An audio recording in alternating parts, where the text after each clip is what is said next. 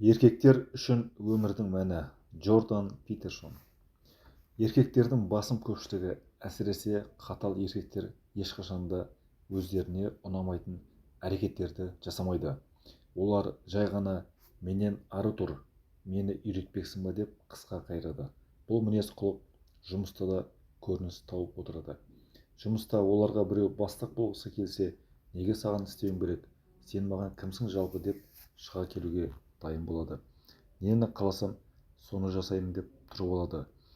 Ондай жағдайларда сол еркектерге бауырым, сен шыныңды айтшы, нені қалайсың, не ұнайды, мақсатыңды анықтап алшы деп сұрақты көлденең қояр болсаң, олар сасып қалуы мүмкін.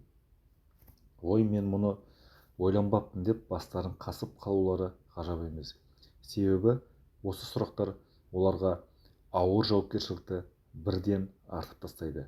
Жауапкершілік дегеніміз бұл ауыр затты арқалап бір жерден екінші жерге апарғанмен бірдей. Оны апарсаң, сен өзіңді қалайда сыйлай бастайсың. Ал ондай ауыр істі жасамасаң, сен бос орынсың деген сөз. Жауапкершіліксіз өмір сүру, ол сені бас аяғы жоқ шыңырауға жетелеп кетуі мүмкін. Жауапкершілік туралы аудиторияда студенттерге айта бастағанда ер балалардың көздерінің жана бастағанын көреміз. Себебі көп еркектерге жауапкершілік арқылы ұнайды. Ал әйел жауапкершілігі дегеніміз ол мүлдем басқа нәрсе. Әйелдердің жауапкершілік концепциясы балалық шақтан өзгешелеу болып келеді. Ол ең аз дегенде бала туу мақсатының айқындығымен өлшенеді. Әйел жауапкершілігінің келесі кезеңі сол нәрестені бағып-қағып өсірумен көрінеді. Қыздар бала кезден не істеу керектігін жақсы біліп өседі. Ал ер балалардың алдарында тұрған жауапкершіліктерін түсінуге ұзақ уақыт кетеді. Өйткені олардың алдында орасан зор жауапкершілік тармақтары тұрады. Оны түсінуге олардың әжептәуір белгісіз уақытта бастан кешіруіне тура келеді. Ер балалар өз мақсаттарын дұрыс таба алмаған жағдайда өмірлерін құрдымға жібереді. Ер адамдар бір мақсатты арқалау және шешу арқылы өмірде мән табады. Әлде сен сол мақсатыңа қол жеткізесің, әлде бұл өмірде бос орын болып өтесің. Бұл сенің таңдауың. Жауапкершіліктің қаншалықты маңызды екенін сен жас студент жігіттермен аудиторияда жауапкершілік феномені туралы әңгіме қозғағанда сенесің. Оларға ер адамның жауапкершілігі туралы бастасаң болды, көздеріндегі жанарлары от шашып, сілкініп шыға келеді.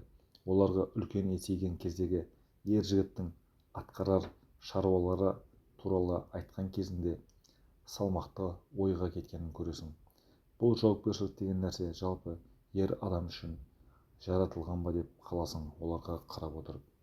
Менің оларға айтарым мұны: егер ер адам ретінде жауапкершілікті арқаламайтын болсаң, онда өмір бойы біреудің дорбасын көтеріп жүруге даярлан деген сөз. Кейде ондай өмірден жалыққаның сонша құтырған ит сияқты өзіңнің аяғыңды кеміретін боласың. Әйелдердің жауапкершілік міндеттері ерлермен салыстырғанда аз болып келеді. Оларға өмірде күресу маңызды емес. Әйелдердің өмір сүру жолы классикалық түрде бастан аяғына дейін жазылып қойылған.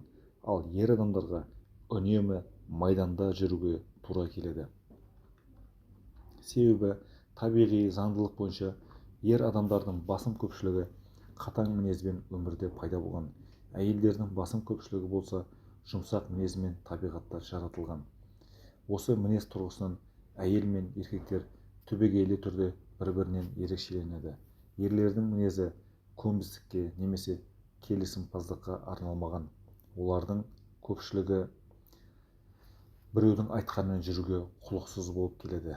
Әсіресе мінезі тым қатаң еркектер біреудің айтқанын орындап жүргенше тыныш қана ойын ойнап отырғанды ұнатады. Осыдан сізде олардың мотивациясы сөніп қалған, өмір сүруге қауқарсыз деген ой пайда болуы мүмкін. Бірақ ары қарай ебін тауып қазып көрсеңіз, қателескеніңізді көресіз. Ондай мотивациясы сөніп қалған секілді ер адамдардың ақырын тартып бауырым, сен жалпы өмірде нені қалайсың, жазып берші құдай үшін деп жалынғандай сұрасаң, саған қағазға әдемілеп жазып береді. Оқысаң өзің таңғаласың. Арман тілектері тау қопаратындай. Қазір тағы да бір қорқынышты жайт айтамын. Менің 90% видеоларымды көретіндер, олар ер адамдар. Бұл таң қаларлық нәрсе. Менің психология туралы айтқандарымен олардың әйелдердің көп қызығатыны аздап ойландырады. Бір күні мен Торонто университетінде өмірдің мәні туралы лекция оқуға студенттерді шақырдым. Аудиторияға келгендердің 80%-нан астамы ер балалар болып шықты. Олардың көздеріне асықпай қарап шықтым. Байсалды жанарлары бір құпияны жасырып тұрды. Лекцияның бір тұсында жауапкершілік туралы ойды талқыға салдық. Мен оларға мына өмірде салмақты жауапкершілік алмай дұрыс өмір сүре алмайтындықтарын ұқтырдым.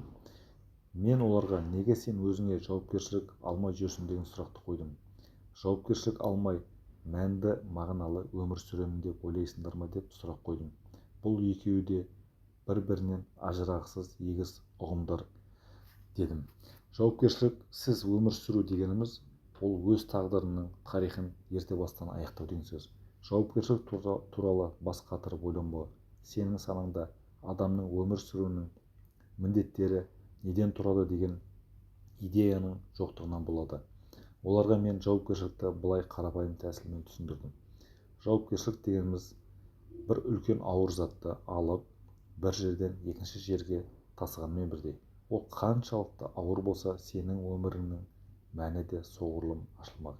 Егер сол ауыр затты бір жерден екінші жерге жеткізсең, сен өзіңді құрметтей бастайсың. Солай ғой?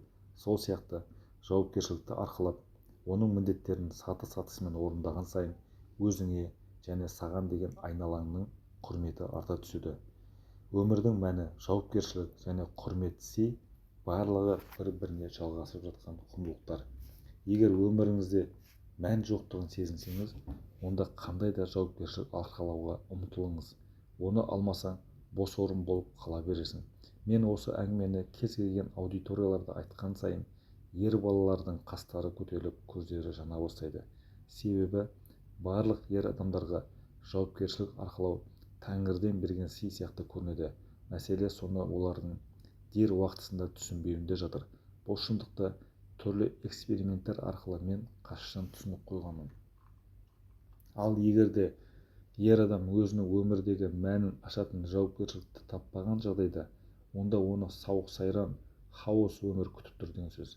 Былайша айтқанда арзан өмір, рахат пен ләззатқа арналған өмір кредосы оны бір күні орға жығатыны анық. Осыдан бастап ол адам ер адам ретінде жоғалып кетеді. Жауапкершілікті уақытында түсіну мен арқалау ол өмірдің мәнін ажыратқан кезде орын алады.